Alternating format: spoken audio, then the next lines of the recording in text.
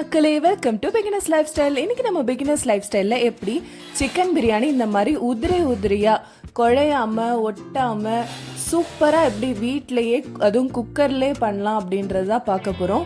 இது வந்து ரொம்ப ஈஸி மெத்தட். நீங்கள் எந்த மசாலாவும் அரைக்க வேணாம், ஆனால் டேஸ்ட் சூப்பராக இருக்கும். சிக்கன் கூட இந்த மாதிரி சாஃப்டாக வெந்து சூப்பராக வரும். வாங்க பார்த்துடலாம்.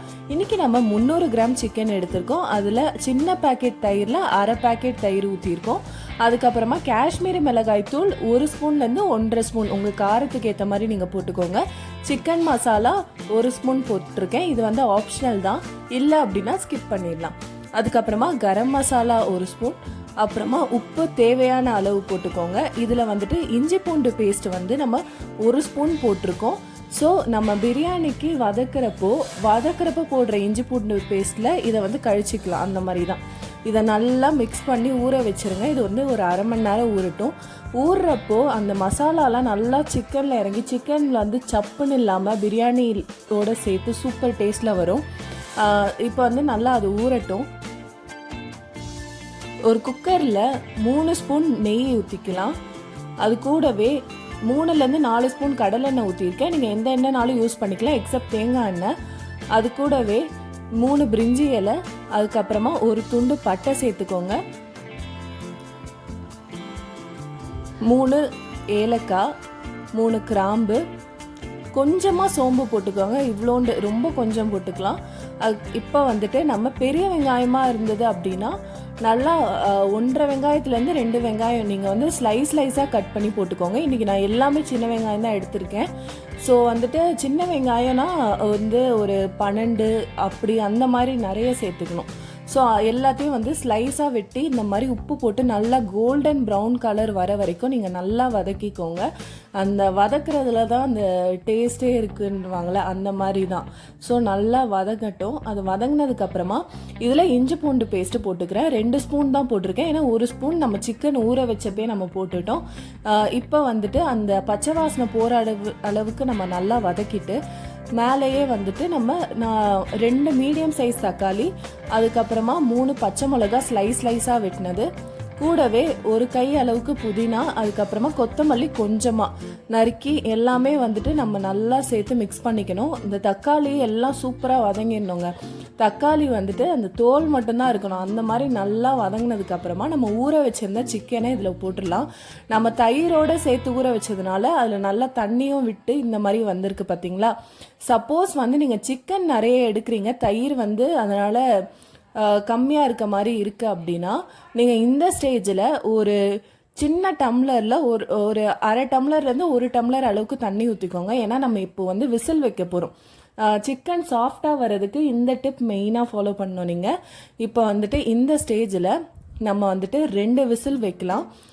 2 விசில் வைக்கணும். இது வந்து தண்ணி ஊற்றாமல் நீங்கள் வைக்கிறீங்க அப்படின்னா ஏன்னா நான் வந்து தயிரில் தண்ணி நிறைய இருக்குன்றதுனால நான் அப்படியே வச்சுட்டேன். இல்லை அப்படின்னா நீங்கள் 1 டம்ளர் சின்ன டம்ளரில் தண்ணி ஊற்றிட்டு அதுக்கப்புறமா நீங்கள் விசில் வைங்க. இப்போ வந்து ஓப்பன் பண்ணிடலாம். சிக்கன் வந்துட்டு நல்லா பாதி வெந்திருக்கு. சூப்பராக இருக்குது பார்த்தீங்களா, கலரு எல்லாமே சூப்பராக இருக்குது பார்த்தீங்களா. அவ்வளோதான். இந்த மசாலாஸ் இதுக்கப்புறம் ஆட் பண்ணவே தேவையில்லை. இந்த மாதிரி நீங்கள் மேரினேட் பண்ணி வச்சிட்டிங்கனாலே அவ்வளோதான். இதில் பாதி அளவுக்கு வெந்திருக்கு. இப்போ வந்துட்டு நம்ம இதில் தண்ணி ஊற்றிடலாம். 1 டம்ளர் பாஸ்மதி அரிசிக்கு 1.5 டம்ளர் தண்ணி. இன்றைக்கி நான் 2 டம்ளர் பாஸ்மதி அரிசி எடுத்திருக்கேன். ஸோ 3 டம்ளர் தண்ணி ஊற்றிக்கலாம். இந்த தண்ணிலாம் ஊற்றி நல்லா மிக்ஸ் பண்ணி வச்சுக்கோங்க. தண்ணி நல்லா கொதிச்சதுக்கப்புறமா நம்ம பாஸ்மதி அரிசி ஊற வச்சது வந்துட்டு போட்டுக்கலாம். எப்படி இந்த மாதிரி ஈஸியாக குக் பண்ணலாம், எப்படி பிகினர்ஸ்க்கு கூட ஈஸியாக அது கிளிப்பிள்ளைக்கு சொல்கிற மாதிரி சொல்கிறது தான் நம்ம சேனலில் இருக்கும். எல்லா வீடியோஸும் சிம்பிளாக நீட்டாக பண்ணியிருப்போம். உங்களுக்கு வீடியோஸ் பிடிச்சிருக்கு அப்படின்னா சப்ஸ்கிரைப் பண்ணுங்கள். இப்போ வந்துட்டு அரிசியை போட்டுட்டு எலுமிச்சப்பழம் சாறு கொஞ்சமாக ஒரு 1/4 எலுமிச்சப்பழம் சாறு பிழிஞ்சிட்டு உப்பு போட்டுக்கிறேன். உப்பு வந்து ஃபஸ்ட்டு நான் 1.25 ஸ்பூன் போட்டுட்டேன். அதுக்கப்புறமா உப்பு வந்து செக் பண்ணணும். நீங்கள் வந்து உப்பு வந்து லைட்டாக கரிக்கணும், அந்த மாதிரி இருக்கணும். அதுக்கப்புறமா உங்களுக்கு லைட்டாக கரிக்கிற மாதிரி இருக்கிற அளவுக்கு நீங்கள் உப்பு சேர்த்துக்கணும். ஓகேங்களா. நான் இப்போ வந்துட்டு ஒரு சிட்டிகை உப்பு மட்டும் எக்ஸ்ட்ரா சேர்த்துக்கிட்டேன்.